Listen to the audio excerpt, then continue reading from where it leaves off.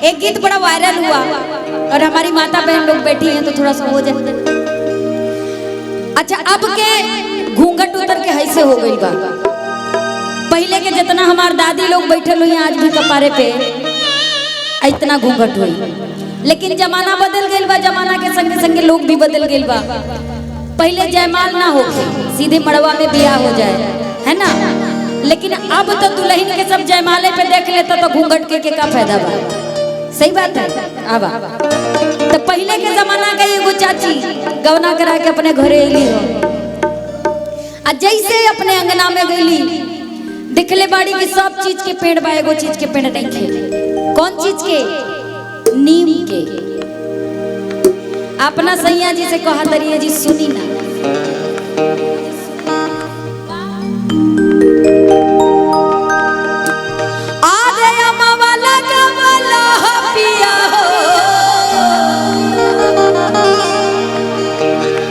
ए जी महुआ रे ला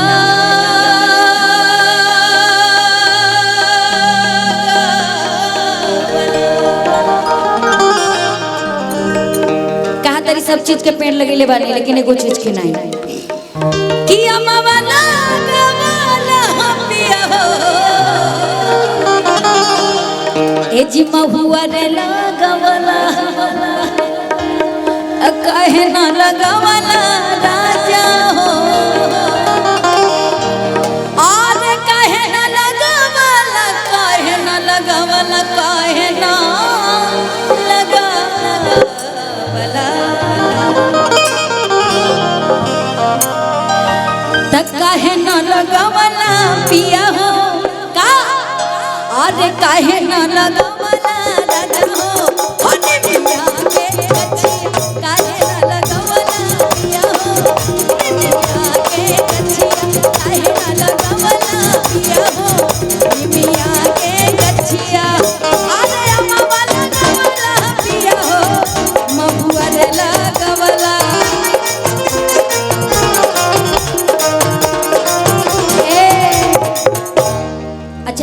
के सुन ले बतानी, हाथ उठा के बताओ हमरा के। हमार माई बहन लोग अब ही कोनो छोट के लइका के मारे कोई त मार पीट दिहन जा। हां, आ ताली बजावे के पड़त त देखा कितना दिक्कत होता है लोगन के। आ गलती से केहू के घरे से अगर झगड़ा हो जाए त मेहरारू सबसे ज्यादा झगड़ा करे के दे दा, आ एक दूसरे के चुगली करे के दे दा। बड़ा मजा आई। तनी पूरा पूरा हाथ नहीं, सीधा सीधा आप लोग भी आ ताली बजा के कहे ना लगावला पिया हो, अरे कहे ना लगावला पिया हो। होने पिया के कचिया कहे ना लगावला पिया हो, निमिया के कचिया अमवाला लगावला पिया हो, महुआ रे लगावला जिया अमवाला लगावला पिया हो, महुआ रे लगावला।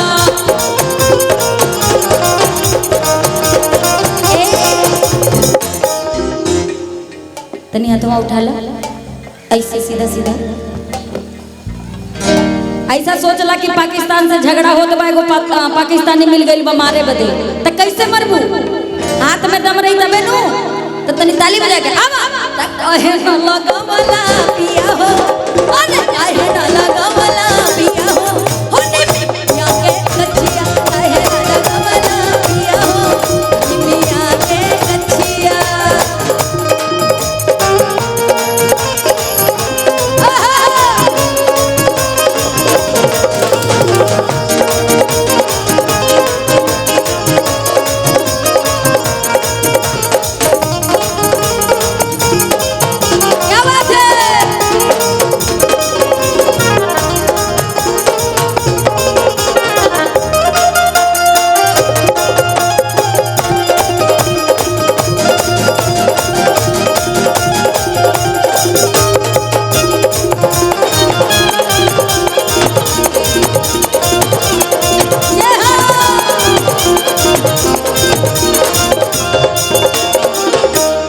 अच्छा ये बताइए, बिहार में इसी कुर्सी के लिए रोज मार हो रहा है ना।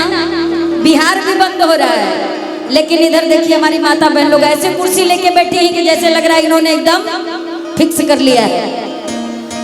तो थोड़ा सा खड़े हो जाइए अपनी अपनी जगह से थोड़ा सा। आवा दीदी तनी है आवा तू हमारा हरियर दीदी बड़ी ना कहाँ बड़े ना दीदी बड़ी ना आवा दीदी तनी हमारा लगे आवा तू आवा आवा एकदम हरियर हरियर पहन के जान माना रहता जीजा जी केने बड़ा जीजा जी नाइलन आइल बड़ा ना नहीं आए। अच्छा आवा आवा आवा आवा आवा भाई आवा आई आई आई। अच्छा तो बाप रे अब यहाँ कुर्सी नहीं छोड़ रही है सब। बोले दुर्गा मैया की। अच्छा आप लोग भी अपनी अपनी जगह खड़े हो जाइए थोड़ा सा डांस कर लीजिए है ना। आइए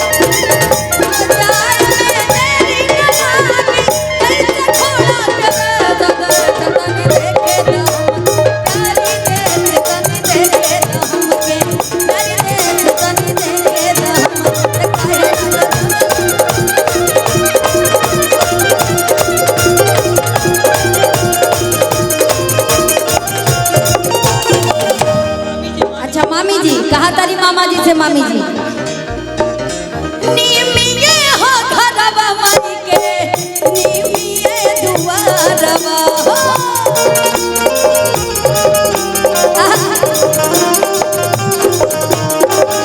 नीमिये पे मैया रानी लावेली बसेरवा।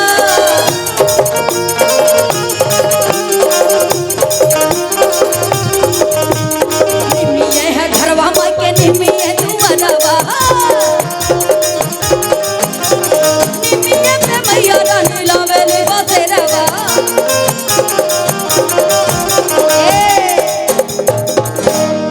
अच्छा मामी जब नया नया रहल होबू तनी पल्लू कला ऐसे कर ना। अब मामा जी से कैसे कहले होबू ए जी सुनी ना ए हो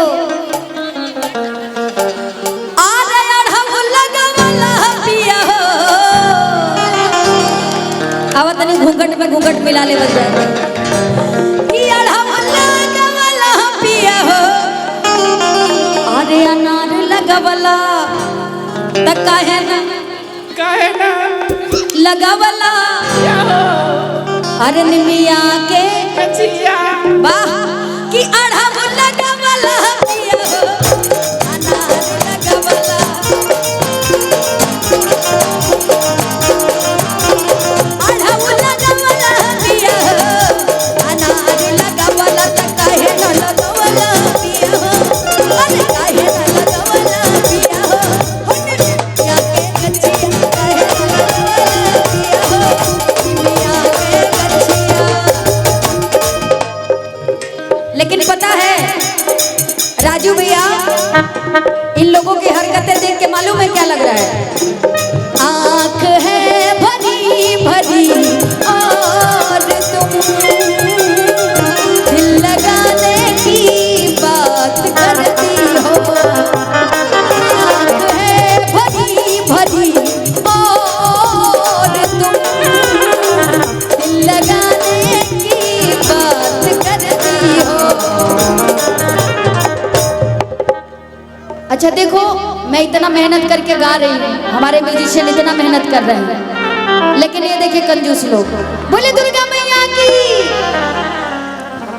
अरे अढ़ऊ लगवला हो पिया हो कि अनार लगवला हो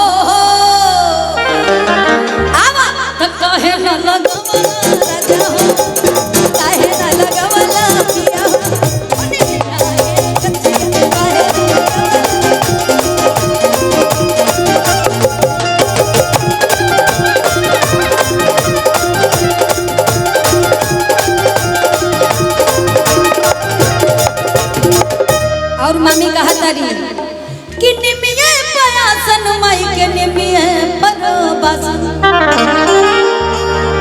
निमिया के तरवा लागे मैया के सिंहासन कहा तारी सब कुछ माई के निमे पे बा अब कि निमिया पे आसन माई के निमिया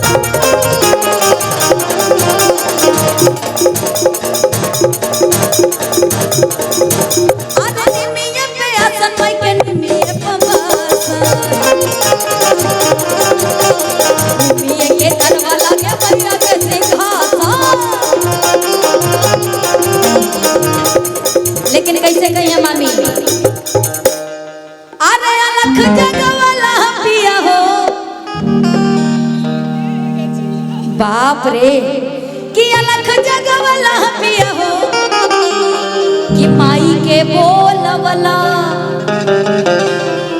त काहे ना अरे लगावला पिया हो कि निमिया के काहे ना